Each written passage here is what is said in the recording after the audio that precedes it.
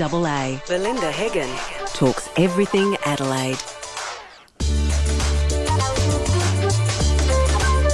Yes, thanks for your company. We're continuing our conversation on all things superannuation with people from the People's Choice Credit Union, Peter Evers and Scott Nichols, who is a Senior Financial Advisor.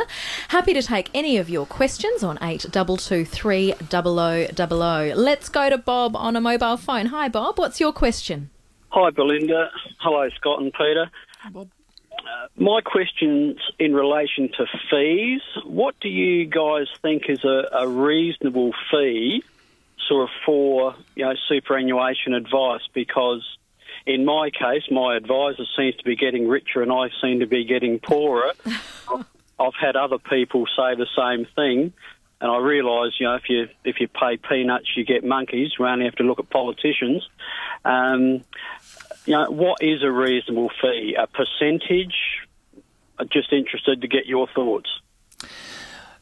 It's hard to give an exact answer to that because it partly depends on the work that we might be doing for you. What I can say is when you come and see us, your first appointment is always obligation free, and at that appointment, once we know what we're going to be doing for you, we can give you a very clear idea of what any fees might be.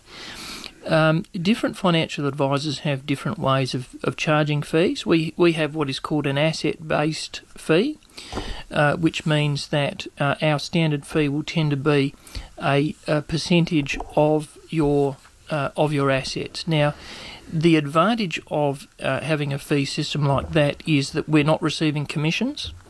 So I'm not motivated to put you into a particular product just because they might be paying a higher commission than another product. That's great to know. Thanks, Scott. Let's go to Louise on a mobile phone. Hi, Louise. Hello. Yes, my question is in relation to my 16-year-old son who's in high school.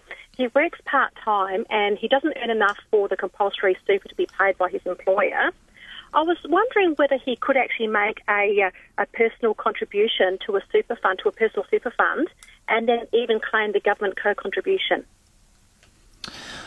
Off the top of my head, I'm not sure whether he can claim the government co-contribution. I'm pretty sure that he would be able to contribute to super because there are some circumstances where you're under 18 and you qualify for contributions to super.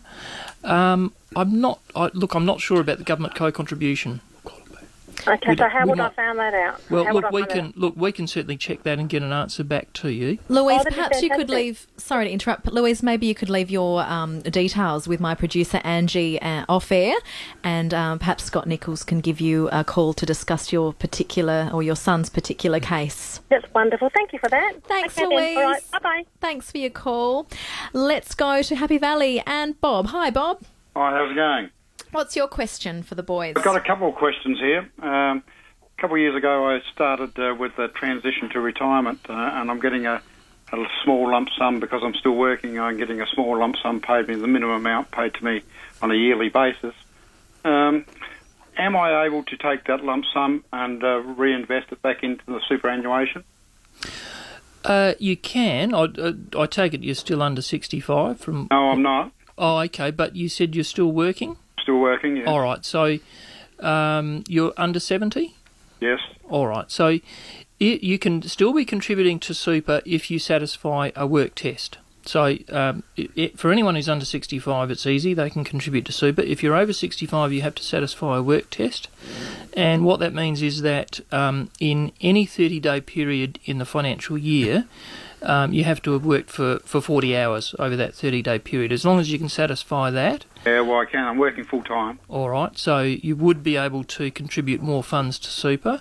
Yep. You wouldn't simply be able to add them to your existing transition to retirement pension because that's already up and running, although if you wanted to, you could roll them in together. So you could roll the transition to retirement pension back into accumulation phase, add the extra funds, and then potentially set up a new TTR pension. You could do it that way. Yeah, what I have got is that I currently got a transition to retirement, which was in the one fund, and I pulled most of it out and set it up into a transition to retirement, and I left the other one with my current employer. Yes. And I suppose I could add the small lump payment to that current employer one, couldn't I, as a not salary sacrifice as the tax already paid. That you'd just be rolling over from one super fund to another. Yes, that's right. So, yes, you could certainly do that. And so then you'd have a transition to retirement pension on the one hand that's paying you income, Yep. but you'd have some super in accumulation as well. You could certainly do that. Yeah, just by the way, just one other quick question. I just believe that currently I'm salary sacrificing 30% with the 9% compulsory component as well on top of that. I believe after July the 1st this year that reduces down to 25%. Is that correct? $25,000, I think, is the relevant figure you're looking for there, which is the cap. Excuse me, the cap on concessional contributions. So for some people at the moment it's $50,000 if you're over 50 and contributing to super. But you're right, from the 1st of July, that cap is going to be $25,000 for everyone, and that's going to be the case for the next couple of years. And they're then talking about it changing again, so some people might be higher than that again. The other thing you've got to keep in mind is that $25,000 cap includes your super guarantee contributions. Excellent. Good on you. Thanks for the call, Bob. Let's take one final call at Merino. Hi, Anthony. G'day, how you doing? Good. What's your question? Yeah, my question's super. Recently I consolidated my super. I had about 6 or 7 floating around. And one of the companies charged me this exorbitant exit fee, which was basically a third of what was in there. Just a bit of story on that one. It was when I had a business years ago and paid the super myself. Does that sound right to you? It still happens, unfortunately. It's less common these days, but there are still some super funds floating around, particularly from funds that might have been set up years ago, where there can be very high exit penalties. The other thing is possibly, depending on when this super was set up, you might have what was called an endowment super fund or something like that, where there was like they actually had a maturity date, and so then if you're trying to redeem your funds before you reach the maturity date, effectively that means you're getting a lot less out than if you kept it in there. So it's not so common anymore, but you can still see these things come up, and so look, it's a lesson for all of us to always check these things before we attempt to withdraw or roll over, because there can be some nasty surprises sometimes. Excellent. Anthony, how would you like to go to the Wallace Cinema soon? Are you there, Anthony? Yeah, hello. Oh, sorry. Are you there? I'd love to send you and your partner to the fabulous Wallace Cinema. They're now showing The Rock of Ages, which is meant to be brilliant.